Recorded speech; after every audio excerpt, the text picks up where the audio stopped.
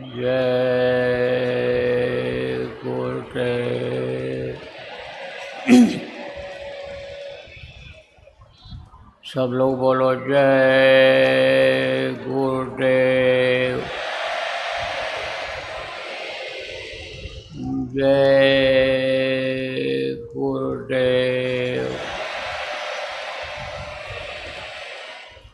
जय गुरुदेव,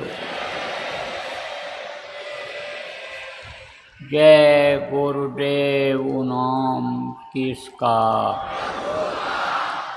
जय गुरुदेव नाम किसका,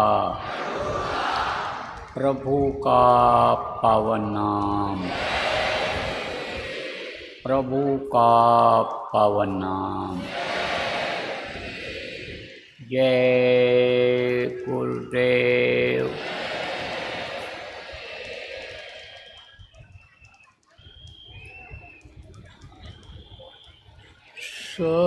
सतगुरु शांति वाले तुमको लाखों प्रणाम।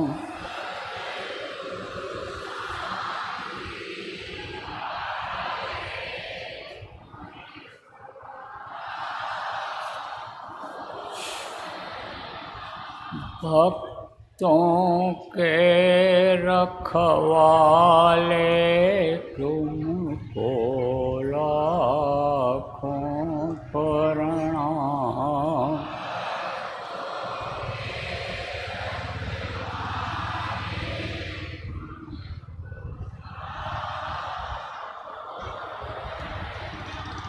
सुतदारा परिवार हैं जितने,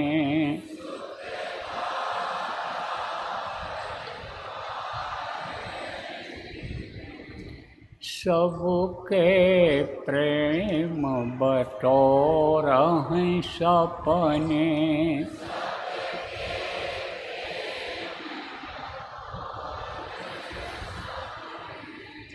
अंत समय कोई नहीं अपने,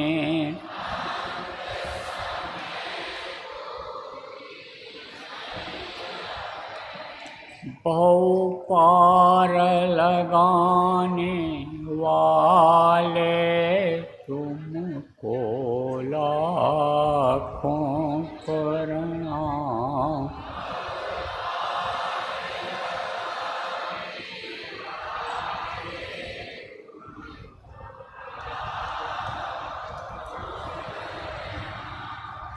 वेद वेदांत पुराण बताए,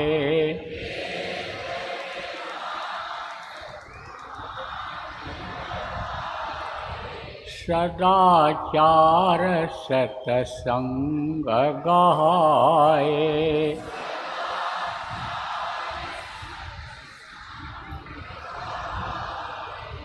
ध्यान योग का भेद बताए,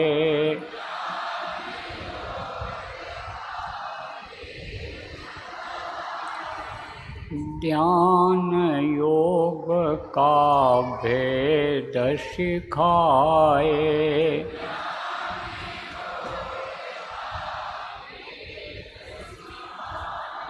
ज्योति जगाने वाले तुमको लाखों प्रणाम।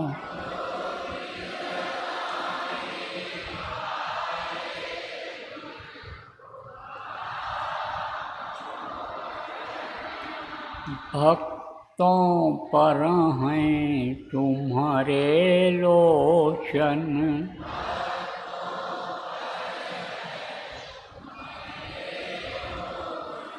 संकट तारन शोक विमोचन।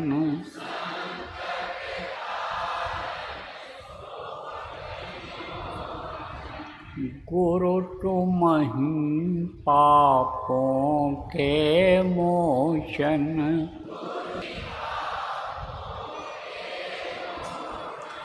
शब्द भेद बताने वाले तुमको लाखों प्रणाम।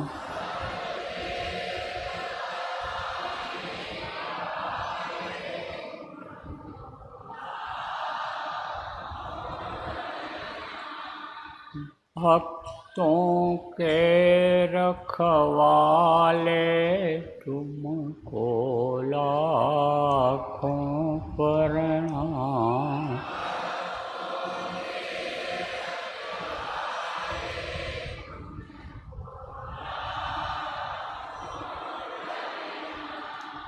दीनों की विनती सुन लीजिए,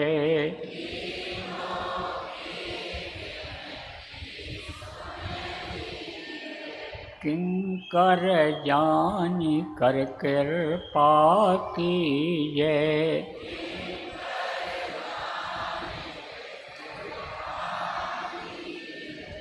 दर्शन अपना हरदम दीजिए,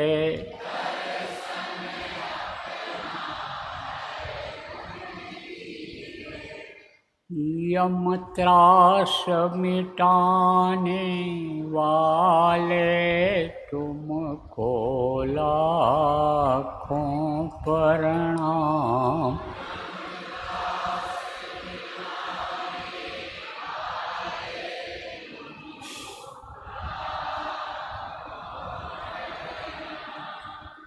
भक्तों के रखवाले तुमको लाखों प्रणाम।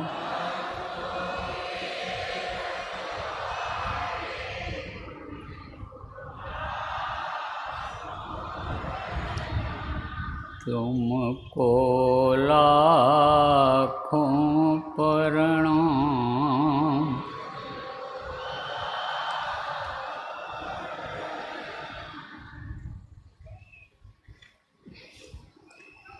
जय गुरुदेव।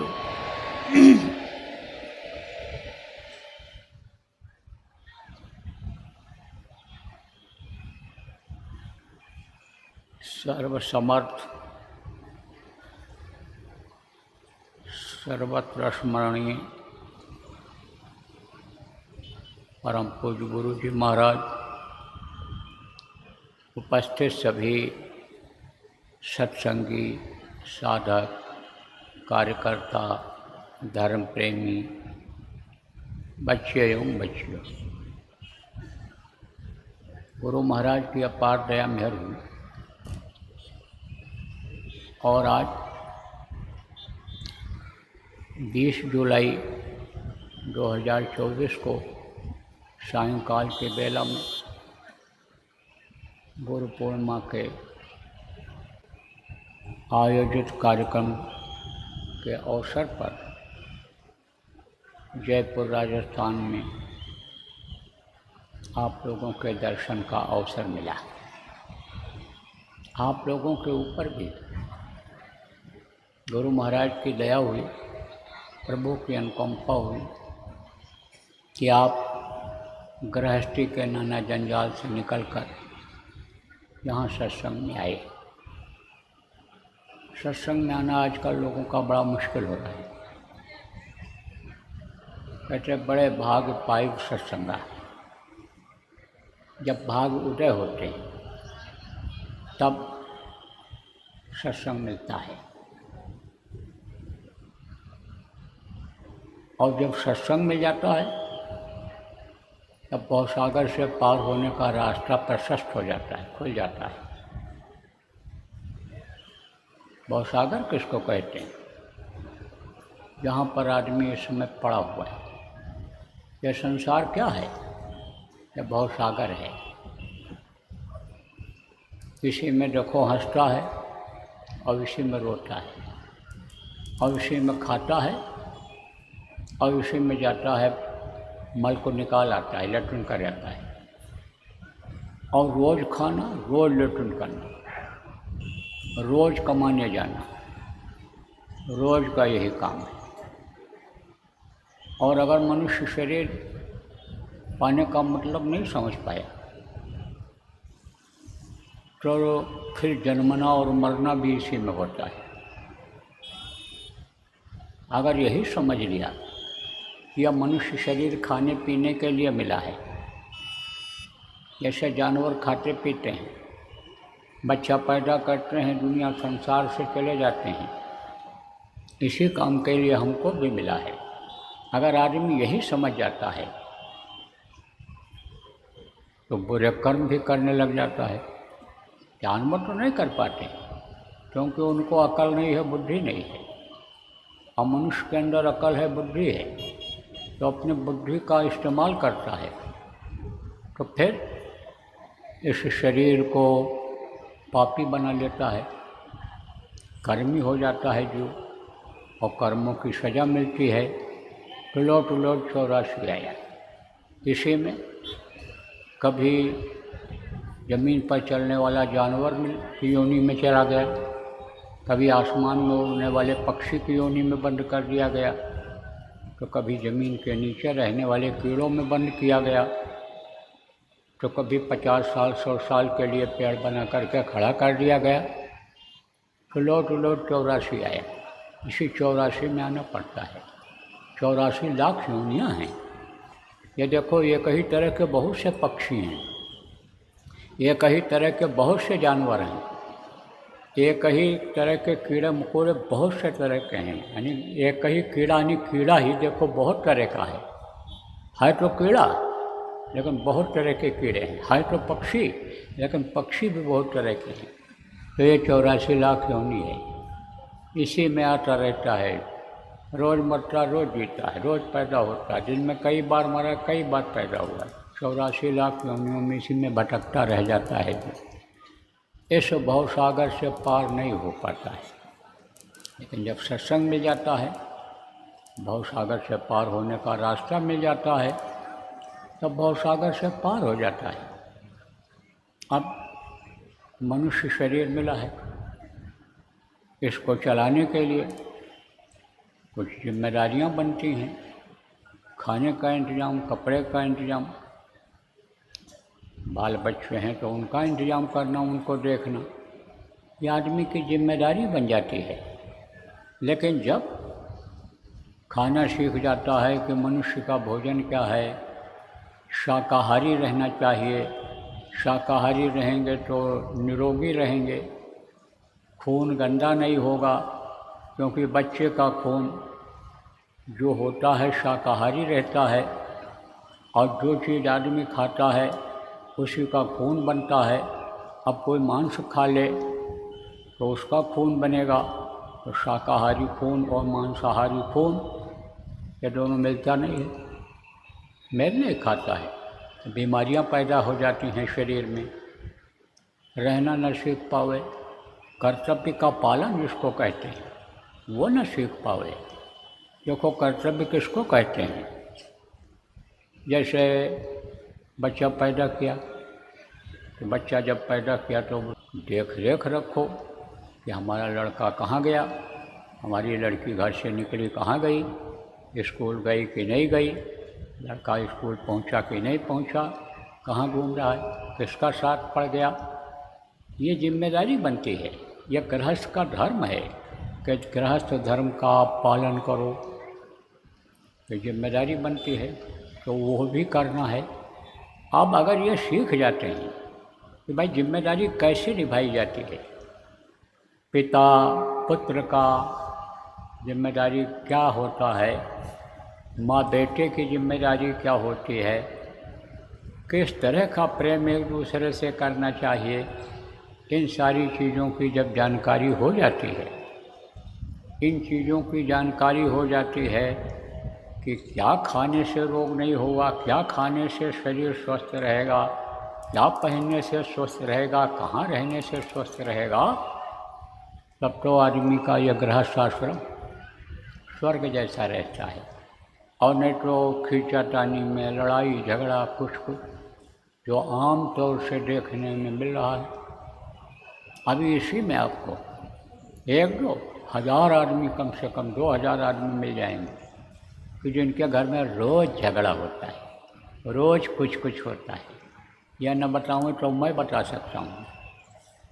आप कोई चैलेंज करो कि आप बता दो तो मैं हाथ रख करके बता सकता हूँ, और पूछ लो अगर बात गलत निकल जाए। आप समझो बीमारियां साथ नहीं छोड़ रही हैं। एक ठीक हुआ, दूसरा बीमार, तीसरा बीमार, तनख्वाह मिला नहीं, घर में पैसे आए नहीं, फिर खर्चा आ गया। किसका खर्चा है? दवा का खर्चा, डॉक्टर के यहाँ देने का खर्चा, यह खर्चा आ गया। ऐसे भी बहुत से लोग हैं कि जिनके यहाँ बीमारियां नहीं ख़त्म हो रही, टेंशन बहुत बढ़ गया। आदमी सुख के लिए तो करता है कि हमको सुख मिलेगा, कारोबार बढ़ाता चला जाता है, लेकिन जिनका बड़ा कारोबार है, जिनको आप अरबपति खरबपति कहते हो, उनको जल्दी नींद नहीं आती है। एक सेठ था, रात भर टहले कमरे में, जब औरत उसके देखे तब टहलता हुआ मिले तो कभी मत्था पटके तो कभी ऐसे कुछ करे तो कुछ करे। इसी तरह से पूछा क्या बात हो गई, बताओ ही नहीं कुछ। 2-3 दिन नहीं सोया, रात में भी नहीं सोया। तब औरत ने कहा अपने लड़के से, भैया तुम्हारे पिताजी को नींद नहीं आ रही है, इनको ले जाओ डॉक्टर को दिखाओ। बोले कि क्यों? कहे जब मैं आँख खोलती हूँ तो देखती हूँ टहल रहे हैं, कहीं मत्था पटक रहे हैं तो कहीं ऐसे कर रहे हैं, कहीं ऐसे कर रहे हैं। कहा कि दिमाग तो ठीक है, सब कुछ काम करते हैं, खाते पीते हैं, बोलते हैं, बात करते हैं, लेकिन रात में पता नहीं क्या हो जाता है, क्या करते हैं। तब लड़का बोला, माँ दुकान पर भी वो सामान वामान सब बेचते रहते हैं, ग्राहक ऐसे तय करते रहते हैं, कोई नहीं रहता है तो भी वो सब ऐसे करते रहते हैं। तो कहा कुछ भी हो, लेकिन आज ले जाओ डॉक्टर को दिखाओ। अब डॉक्टर को लेकर के दिखाने के लिए लड़का गया, सुबह सुबह पहुंच गया। डॉक्टर ने कहा सेठ जी को क्या हो गया, सुबह सुबह ले आए? बोले इनको नींद नहीं आ रही है। डॉक्टर ने कहा नींद की गोली तो ये खाते ही थे, नींद की गोली खाने से ही नींद आती थी, तो तुमने नींद की गोली क्यों नहीं दे दिया? कहा साहब 4 गोली दे दिया तो भी नींद नहीं आई, 4 गोली देने के बाद भी नींद नहीं आई। कहा साहब अब कहो तो और दे दें 1-8 गोली। बोले 1-8 गोली अगर और दे दिए तो सो तो जाएंगे, लेकिन फिर उठ नहीं पाएंगे, सोते ही रह जाएंगे। इनका सिस्टम ही बिल्कुल डेड हो जाएगा, बंद हो जाएगा, ये फिर जिंदा नहीं रह पाएंगे। तो यह सब कारण क्या है? कारण यह है कि आदमी समझ नहीं पा रहा कि सुख कहाँ है, शांति कहाँ है। खाने पीने की कोई दिक्कत नहीं है, सब कुछ होते हुए भी अब आदमी को शांति नहीं है, पागल की तरह से घूम रहा है। इतना पूजा पाठ होते हुए भी, इतना जप तप करते हुए, अनुष्ठान करते हुए भी, और आदमी को शांति न हो, आदमी को सुख न हो, समय पर जाड़ा न हो, समय पर गर्मी न हो, समय पर यानी बरसात न हो, तो इसका क्या मतलब है? मतलब यही है कि लोग समझ नहीं पा रहे, मनुष्य शरीर पाने का मतलब नहीं समझ पा रहे हैं, किस लिए मिला है ये नहीं समझ पा रहे हैं, एक दूसरे के प्रति क्या व्यवहार होना चाहिए, कैसा प्रेम होना चाहिए, क्या कर्तव्य होना चाहिए, इस चीज़ को नहीं समझ पा रहे हैं। प्रेमियों, आज सत्संग में आपको समझने की ज़रूरत है। यह मनुष्य शरीर जो आपको मिला है, यह देव दुर्लभ शरीर है। देवता इसके लिए 24 घंटे तरसते रहते हैं, इसको मांगते रहते हैं। नर समान नहीं कौनो देही, जीव चराचर जाचते ही। जितने भी चर और चर के जीव हैं, सब इस मनुष्य शरीर को मांगते रहते हैं। थोड़े समय के लिए हमको मिल जाता तो हम अपना काम बना लेते, तो यह देव दुर्लभ शरीर है, इसको कोई आदमी नहीं बना सकता है, यह देवता भी इसको नहीं बना सकते हैं। यह देवी और देवता, यह ब्रह्मा विष्णु और महेश, यानी उनको जो मसाला मिला, यानी उनके पिता को जो मसाला मिला, जिनको त्रिलोकीनाथ कहते हैं, जो तीनों लोकों के मालिक हैं। किसी ने काल भगवान कहा, ईश्वर कहा, खुदा कहा, गॉड कहा, वो तैयार कराते हैं, इसको तैयार होता है। कहाँ तैयार होता है? यह माँ के पेट में बनता है, इसकी अलग विशेषता है। देखो प्रेमियों, एक समय जब दुनिया संसार में कुछ नहीं था, तो उस समय पर आप ये समझो उस की मौज हुई थी सत्पुरुष की, और आवाज़ हुई तो कुछ जीवात्माएँ नीचे उतार दी गई, उन्हीं से भौर गुफा बना। आप ये समझो कि पार ब्रह्म स्थान बना, ब्रह्म स्थान बना। आप समझो कि ये अनिल सहस्र कमल बना। ये जो इनके सबसे छोटे पुत्र हैं, 16 सुतों में से 16 सुत कहा गया हूँ, उन्होंने बहुत तपस्या किया। तो तपस्या करने के बाद जीवात्माओं को मांग लिया। जीवात्मा किसको कहते हैं आपको बता दूं। पहली बार जो आए हो परमात्मा की अंश, जिसको ईश्वर अंश जीव अविनाशी कहा गया। चेतन अमल सहस्र, वही चेतन है। ये शरीर तो जड़ है, इसको चेतन कौन किए हुए है? वही ईश्वर अंश जीवात्मा है। जो जब यह निकल जाती है तभी उसमें कोई चैतन्यता नहीं रहती है, ये एकदम मुर्दा जैसा हो जाता है। तो जीवात्माओं को उन्होंने मांगा और उनके जैसा राज्य मांगा, तो उसके लिए उनको मसाला की ज़रूरत थी, तो उनको मसाला मिल गया। तो इधर सृष्टि की रचना कर दिया, इधर उन्होंने 4 खान बना दिया, 84 लाख योनियाँ बना दी। 4 खान किसको कहते हैं? अंडज, पिंडज, उपमज और स्थावर। पिंडज, अंडज किसको कहते हैं? जिनकी उत्पत्ति अंडज से अंडे से होती है। और उपमज किसको कहते हैं? जो कीड़े मकोड़े पतंगे होते हैं, गंदी जगह से पैदा होते हैं, यानी मनुष्य के पसीने से जो पैदा होते हैं, जो चीलक, उनको उपमज कहा गया। अस्थावर, ये जो पेड़ और पौधे, इनको अस्थावर कहा गया। और आप ये समझो पिंडज, मनुष्य पिंड से ही पैदा होता है। सबसे पहले माँ के पेट में पिंड ही बनता है।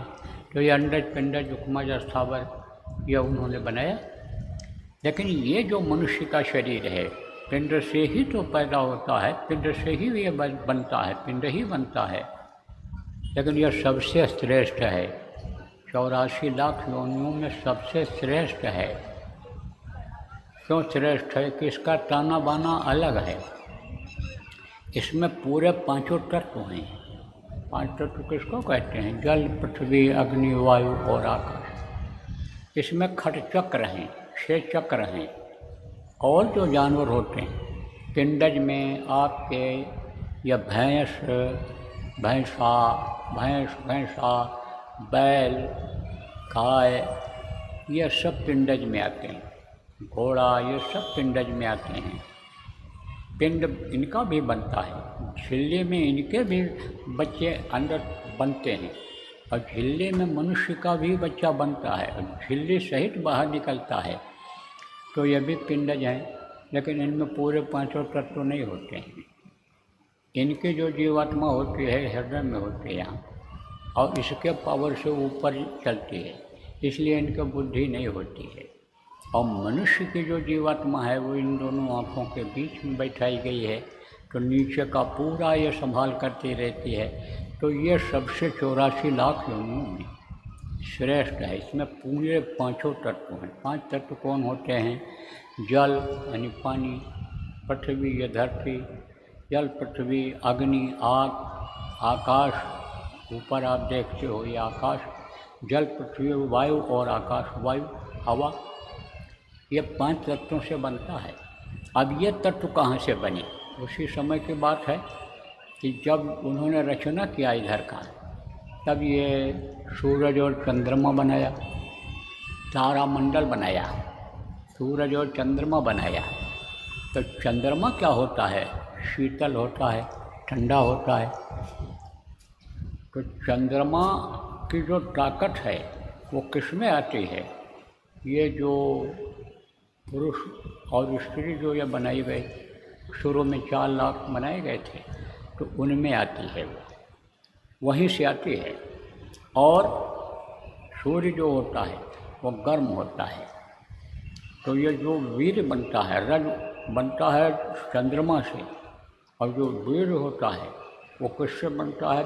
पुरुष से बनता है। वो पुरुष को मिलता है, वो सूरज से मिलता है। अब ये दोनों कहाँ से निकले? ये आकाश से निकले, और आकाश में ऋणात्मक और धनात्मक दोनों शक्ति होती है। तो वहाँ से जब निकले तो ये अलग अलग हो गए, दोनों सूर्य और चंद्रमा अलग अलग हो गए। ऐसे पुरुष और स्त्री ये अलग अलग हो गई हैं। अब उनमें ये ताकत आती है, और इन्हीं से सारे तत्व फिर बनते चले जाते हैं। जैसे आप समझो आकाश तत्व है, अब आकाश तत्व से वायु बना, अब वायु से अग्नि बनी, और अग्नि से फिर जल बना, और जल से पृथ्वी बना।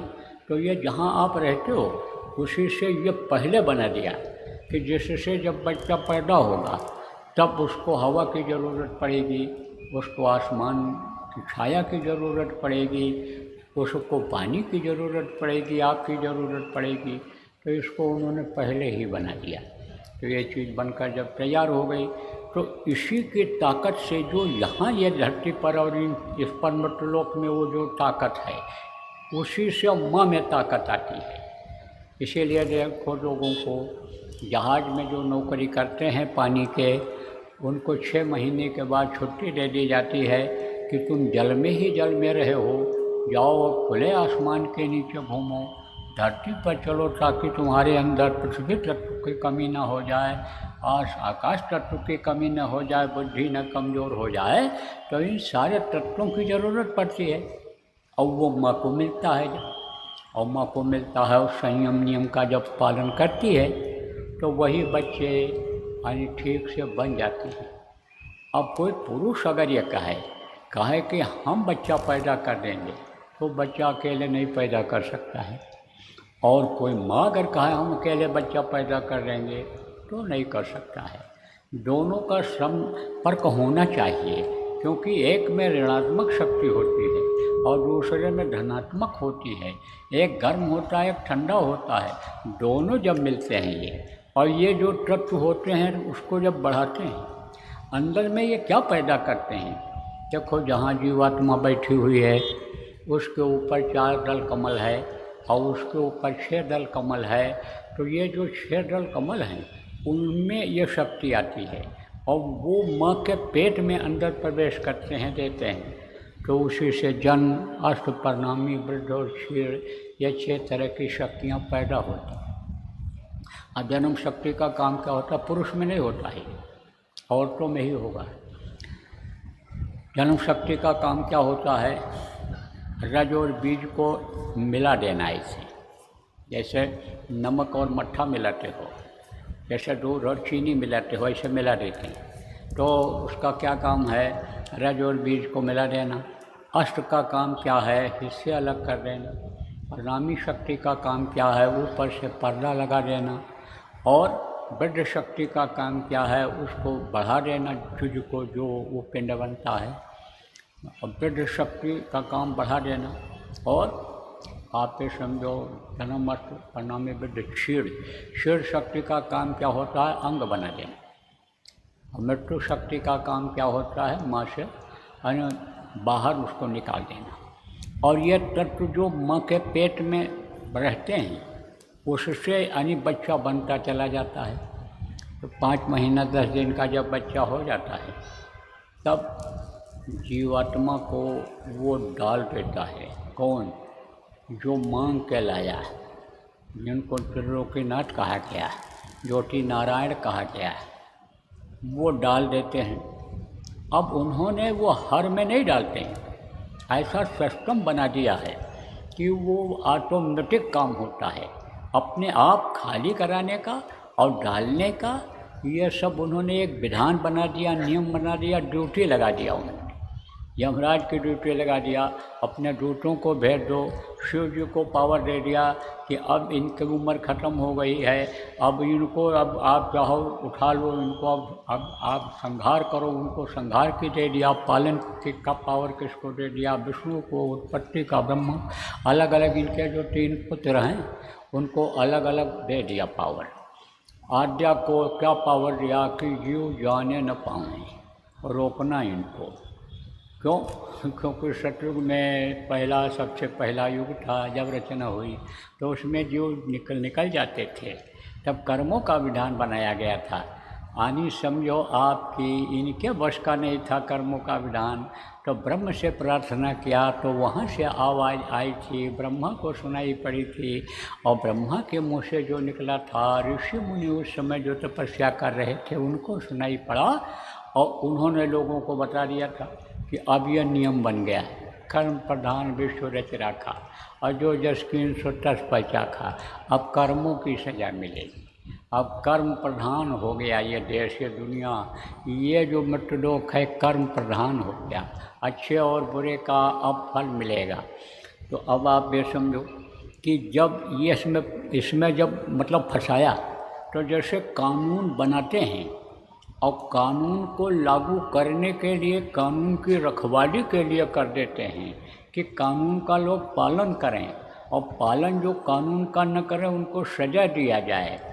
तो जैसे ऐसा विधान बना देते हैं, ऐसे लगा देते हैं जैसे यहाँ आदमियों को, उसी तरह से उन्होंने आज्ञा को लगा दिया, और आज्ञा ने ऐसी व्यवस्था बना दिया जिनको काल माया कहते हैं। ऐसा जाल पसार दिया उन्होंने कि आदमी उसी में फंस रहा है, उसी में डूब रहा है, उसी में उतर आ रहा है। इस तरह का उन्होंने फंसा दिया, अलग अलग सबका काम दे दिया। अब आपको मैं बता रहा था कि जीवात्मा को जब डाला उन्होंने इसमें, तब इसमें चैतन्यता आई, और ये जो है पिंड ये हिलने डुलने लगा, जो भी अंग थोड़ा बहुत बने थे वो काम करने लग गए, और उस समय पर डालते समय ही गांठ बांध दिया। किसका? जीवात्मा का और उस पिंड का।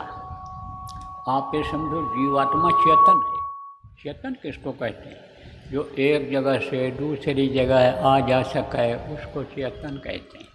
और जड़ किसको कहते हैं? जो एक जगह पर रहे उसको जड़ कहते हैं। तो पिंड जो था वो जड़ था, और जब जीवात्मा उसमें डाली गई, चैतन्यता आई, तो जड़ और चेतन की गांठ बांध दिया।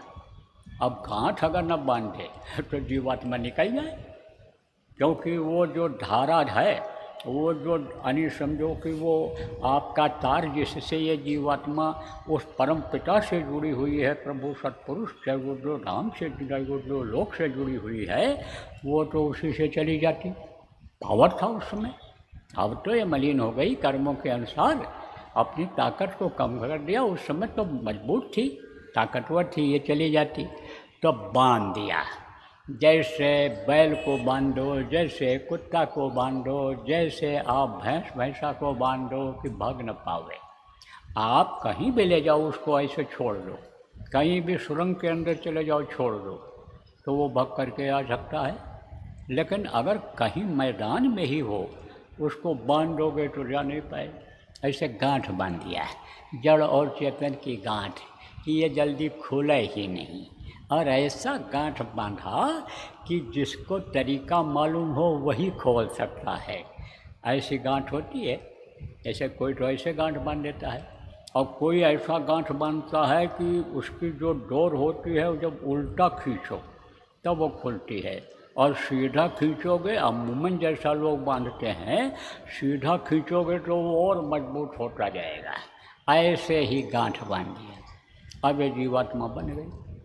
तो उस समय पर जो ज्योति नारायण है, उनकी ज्योति रूप दिखाई पड़ता था, और उनकी जो आवाज़ है घंटा शंख की, वो सुनाई पड़ती थी बच्चे को।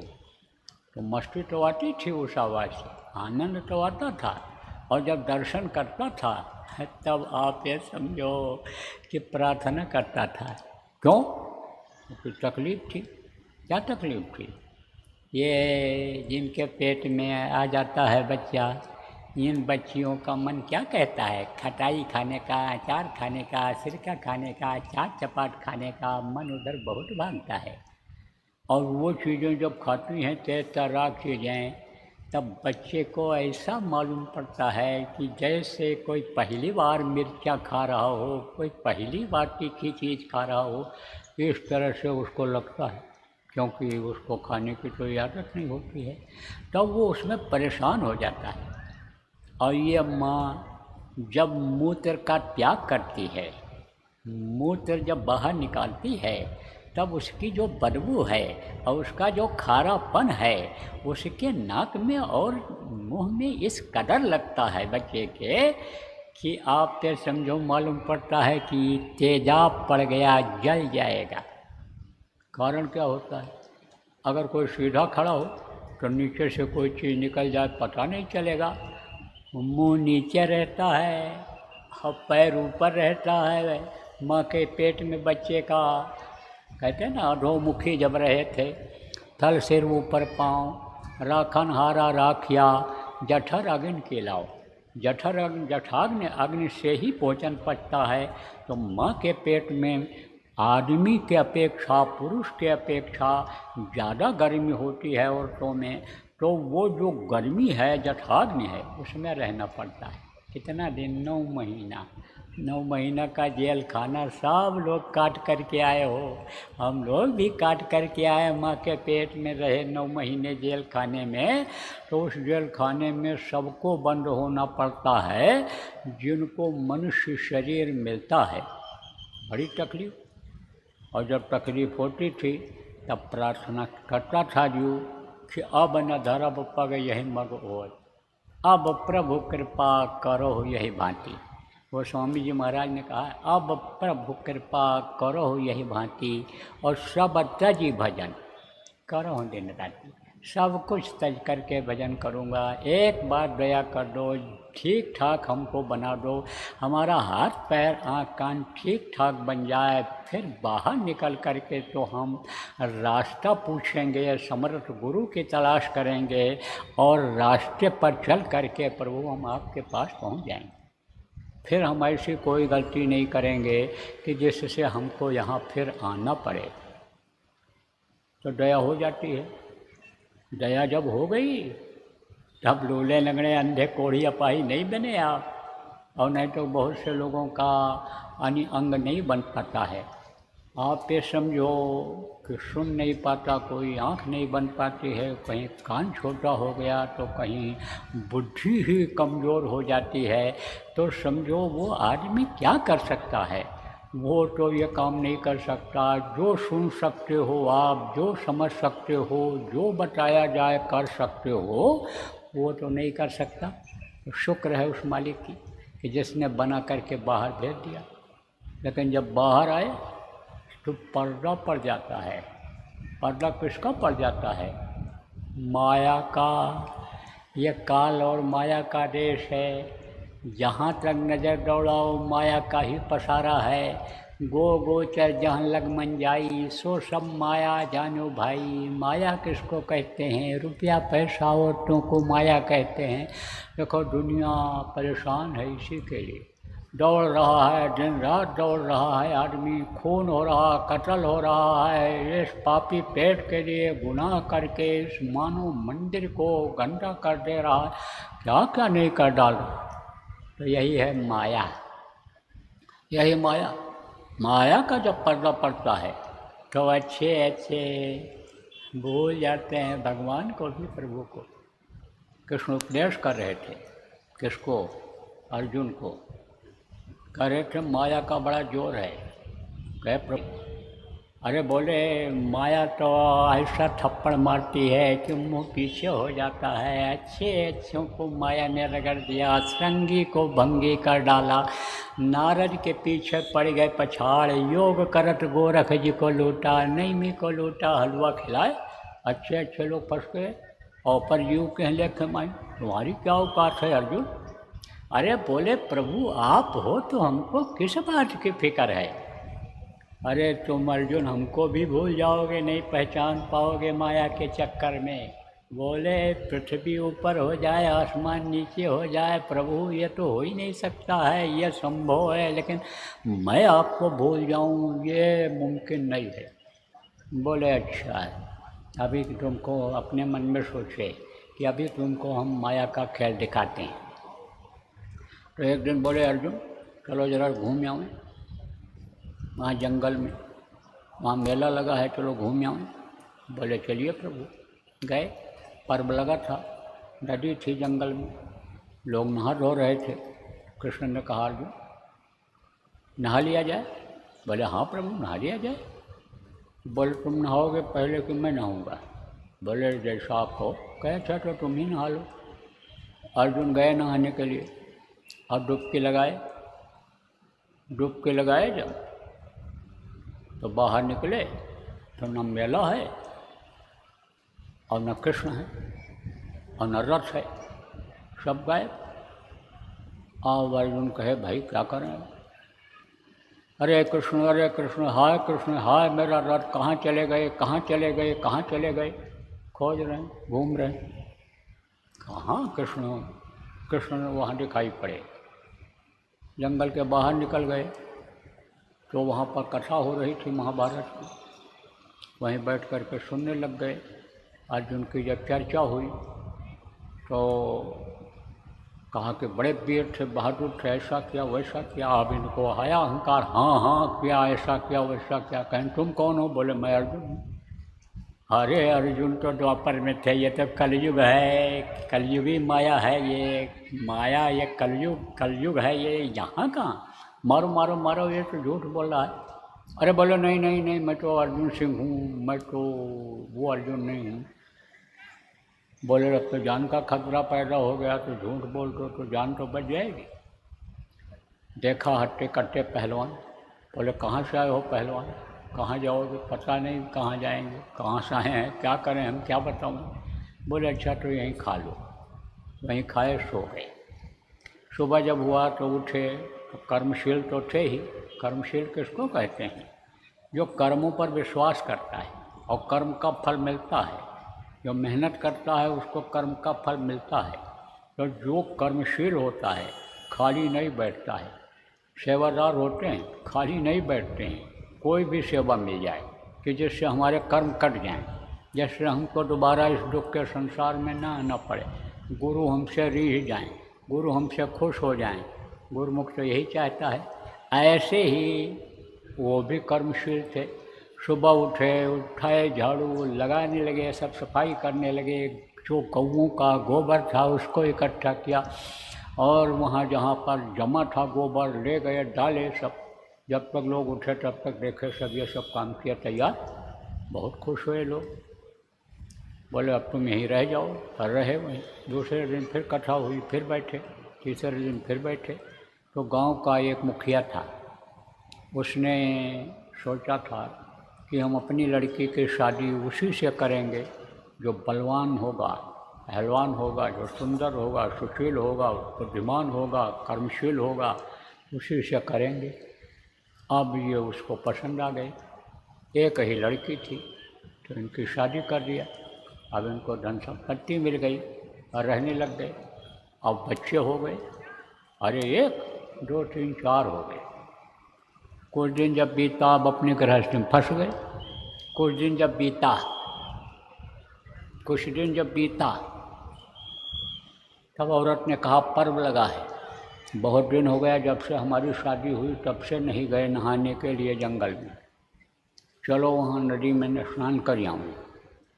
अब बैलगाड़ी के बैलों की सजावट किया, बैलगाड़ी की सजावट किया, अच्छे बच्चे कच्चों को बैठाया उसी पर, औरत को बिठा करके गए जंगल में। अब वहाँ नहाने के लिए गए।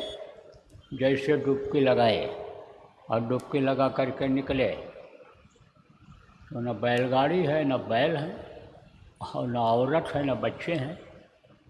कृष्ण खड़े हैं और कृष्ण का रथ खड़ा है। आप जब निकले नदी में से, हाय मेरे बच्चे, हाय मेरी गाड़ी, हाय मेरा बैल, हाय मेरी बीबी, कहाँ गए कहाँ गए कहाँ गए, आवाज़ लगा रहे हैं, कहीं कोई नहीं। कृष्ण कहे अरे अर्जुन अर्जुन मैं हूँ कृष्ण हूँ, मैं यहाँ खड़ा हूँ, अरे कहाँ गए मेरे बच्चे, कहाँ गए मेरे बच्चे। कृष्ण को भी नहीं पहचान पा रहे। तब कृष्ण गए और एक थप्पड़ मारे।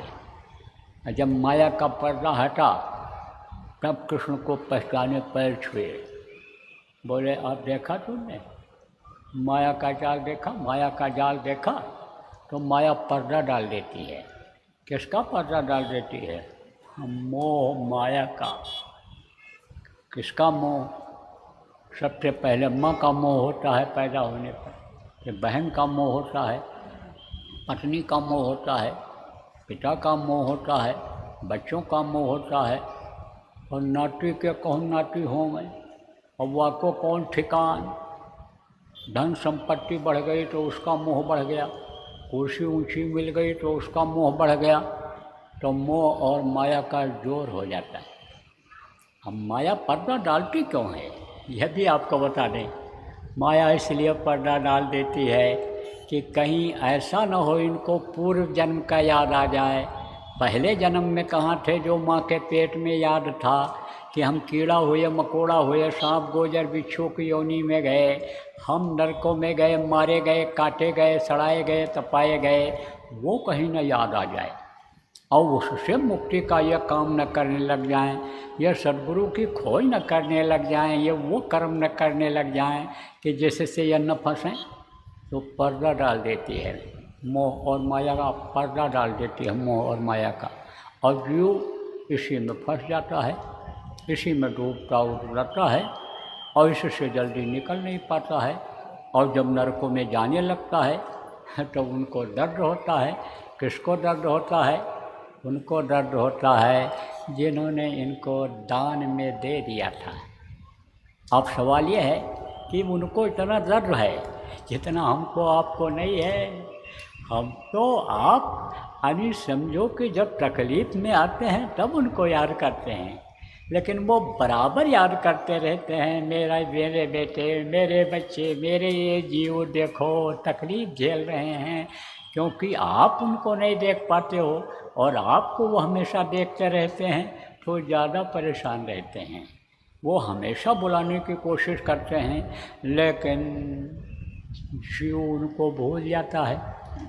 अब सवाल ये है कि जब व्यवस्था काल भगवान ने बना दिया था तो जीवों को मांगा था यहाँ रहने के लिए, तो जब मांगा था तो उन्होंने वचन तो दे दिया था कि जाओ व्यवस्था बना लो, सारी सुख सुविधा तुमको मिल जाएगी, व्यवस्था बनाने की, हमारे जैसा राज्य बनाने की। लेकिन जीव अगर न मिलते तो ये कैसे आप समझो कि ये व्यवस्था बन पाती, यहाँ ये जगत संसार दुनिया कैसे रहती। तो जीवों को मांगा, तब उन्होंने कहा था हम इनको निकालने के लिए भेजेंगे किसी न किसी को, जब ये हमको याद करेंगे तब हम इनको भेजेंगे। व्यवस्था ऐसी हम बनाएंगे, जिनको हम भेजेंगे जाएंगे वो ऐसी व्यवस्था बनाएंगे कि इनको निकाल करके ले आएंगे।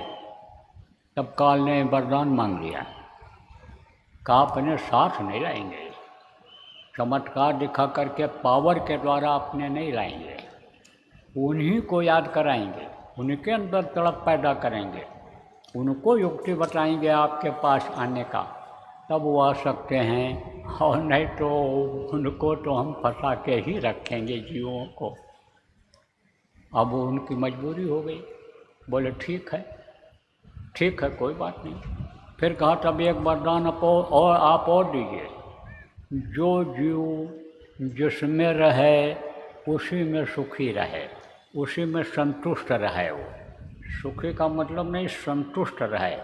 चलो ये है इसी मनुष्य शरीर में है, चलो सिर दर्द कर रहा है, कोई बात नहीं, कौन दवा लेने जाए, आप तो समझो हम यहीं पड़े हैं कथड़ी गुजड़ी में ही, चलो जीवन कट जाएगा, कौन बात है, आगे प्रयास न करे आदमी, वो उसी में संतुष्ट रहे।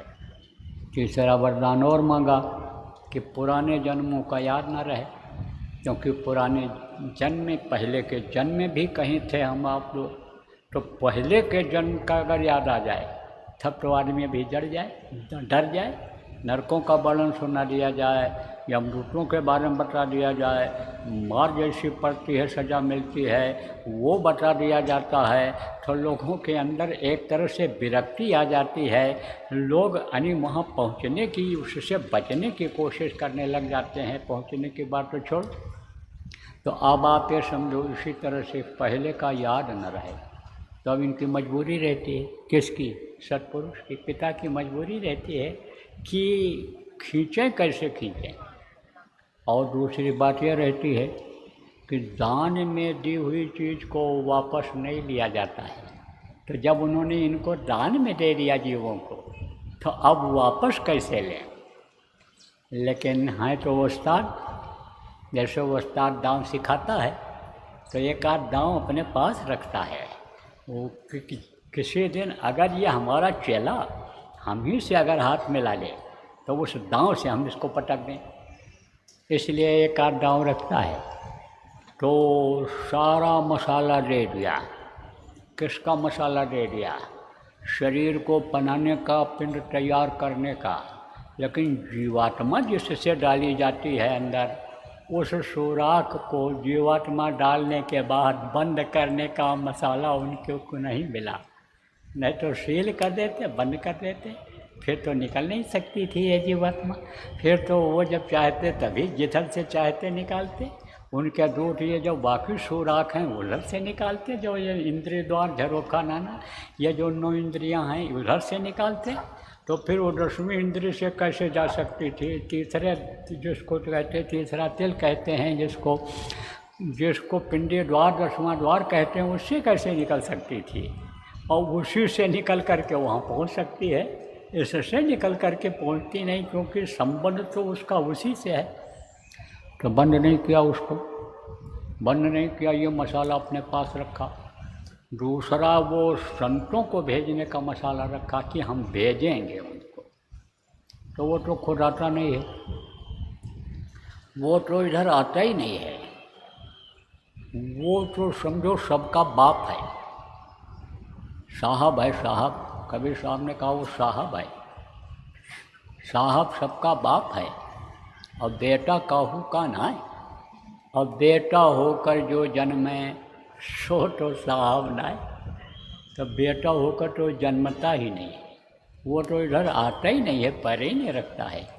लेकिन जिसको भेजता है वहाँ से उसके अंदर पूरी शक्ति रहती है, और समय समय पर शक्तियों को बढ़ाता चला जाता है। समय समय पर जिस तरह से अवतारिक शक्तियाँ आईं, जब अत्याचार, पापाचार, दुराचार कम था, तब देखो 12 कला ले करके राम भगवान आए थे।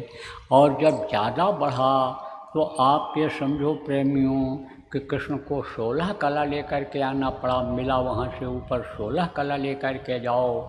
इसी तरह से हज़ारों कला दे करके संतों को भेजना पड़ रहा है उनको। यानी समझो इधर कलयुग में जब अत्याचार, पापाचार, दुराचार बहुत बढ़ रहा है, क्या कमी थी रावण में? 4 वेद, 6 शास्त्र, 18 पुराण का जानकार था। आप ये समझो कि सबको जीते हुए था। किसको? देवताओं को। हाँ, पानी भरते थे उसके यहाँ, दरबारदारी करते थे देवता लोग। इंद्र का सिंहासन वो जब चाहता था इंद्र का दरबार वहीं लगा लेता था। वो तो शिव जी का कैलाश पर्वत भी उठा के लाने ही वाला था। वो तो ज़मीन से लेकर के स्वर्ग तक सीढ़ी लगाने वाला था। वो तो सोने में सुगंध पैदा करने वाला था। लेकिन जो नहीं होने का होता है उसका वादा हो जाता है, आदमी कर लेता है। उसी तरह से वादा में वो चीज़ चली गई, लेकिन पावर बहुत थी। 4 वेद था, 7 18 पुराण उसको कंठग्र था। लेकिन विनाश का कारण क्या बना? उसको राक्षस क्यों कहा गया? जब मांस खाने लग गया बुद्धि भ्रष्ट हो गई, शराब पीने लग गया बुद्धि भ्रष्ट हो गई, होश में नहीं रह जाता था, तो दूसरे की माँ, बहन, बहू को गलत नज़र देखता था, जिसकी वजह से राक्षस कहा गया। सर्वनाश हुआ 1 लाख फूट 1.25 लाख नाकी ता रावण घटियनवत। ये बुराइयाँ मुख्य रूप से 3 थीं। तो मैं कुछ नहीं कहना चाहता हूँ, लेकिन गांव-गांव, घर-घर मोहल्ला मोहल्ला ये बुराइयां देखने को मिलने लग गई। अब आप ये सोचो इनका उद्धार कल्याण कैसे होगा? अगर ज़्यादा पावर लेकर के कोई नहीं आएगा इस धरती पर तो ये जीव कैसे पहुंच पाएंगे? तो वो भेजते हैं, मनुष्य शरीर में ही आते हैं, सबके बीच में ही रहते हैं, उन्हीं के जैसा व्यवहार करते हैं, जीवों का जैसा ही, मनुष्यों जैसा ही रहन सहन उनका रहता है। इसी धरती का अन्न खाते हैं, पानी पीते हैं, आसमान के नीचे रहते हैं, मनुष्य शरीर में ही रहते हैं, लेकिन पावर उनके अंदर की अलग रहती है। इसीलिए जल्दी संतों को, समर्थ गुरु को लोग पहचान नहीं पाते हैं। और कहा कि जो कोई कहा संत हम तीना, स्वामी हाथ कान धर लीना। जिसने कहा मैं संत को बाहर से शरीर देख करके, उनके पर्सनालिटी को देख करके, मोटा ताज़ा देख करके, उनके कपड़ा लत्ता और उनके रहन सहन को देख करके मैं संत को पहचान गया, तो गोस्वामी जी ने कहा जिसने ये कहा तो मैंने कान पर हाथ रख लिया, इससे सुनना नहीं पसंद किया कि वो क्या पहचान पाएंगे। पहचान तो अंदर से होती है। तो जब वो पहचान बता देते हैं, जब वो आते हैं, तब वो उनका ही काम करते हैं। किसका काम करते हैं? उस प्रभु के जीवों के उद्धार का काम करते हैं। जीवों को समझाते हैं, बताते हैं, कहते हैं भाई तुम्हारा ये देश नहीं है, तुम्हारा ये घर नहीं है, तुम्हारा ये शरीर भी नहीं है। जिस दिन वो चाहेगा इसको खाली करा देगा, जिस दिन वो चाहेगा ये धन दौलत रुपया पैसा हीरा मोती जवाहरात जो तुम इकट्ठा करके रखे हो वो सब दूसरे को दिलवा देगा, सब छोड़वा देगा। पुत्र परिवार से, तुम स्त्री से, अपने पति से तुम जो प्रेम करती हो यह सब तुम्हारा एक दिन खत्म हो जाए। कुछ नहीं है तुम्हारा। तुम अपने घर चलो, अपने देश चलो। तुम्हारा घर तुमसे बहुत दूर हो गया। और जब से अपने घर से आए, जब से अपने प्रभु के पास से, अपने पिता परमेश्वर के पास से आए, तब से अभी तक पहुंच नहीं पाए। यहीं दुख झेल रहे हो। सुख के सागर में चलो। तो जब वो प्रभु याद आता है, और प्रभु की जब याद आती है तब क्या करते हैं ये? जब तड़प जगती है तब ये सद्गुरु क्या करते हैं? काल के हाथ में जो डोर है अपने हाथ में ले लेते हैं, पावर अपने हाथ में ले लेते। तब काल का कुछ नहीं चलता है, काल का जोर नहीं चलता है। तब जोर किसका चलता है? माया का जोर चलता है। आप समझो इस तरह से उन्होंने यानी बैरियर लगा रखा है, गेट बना रखा है कि एक गेट से निकल जाओ, एक बैरियर तोड़ के निकल जाओ तो दूसरे पर रुकना पड़ेगा, तीसरे पर रुकना पड़ेगा। जगह जगह पर बैरियर बना दिया है।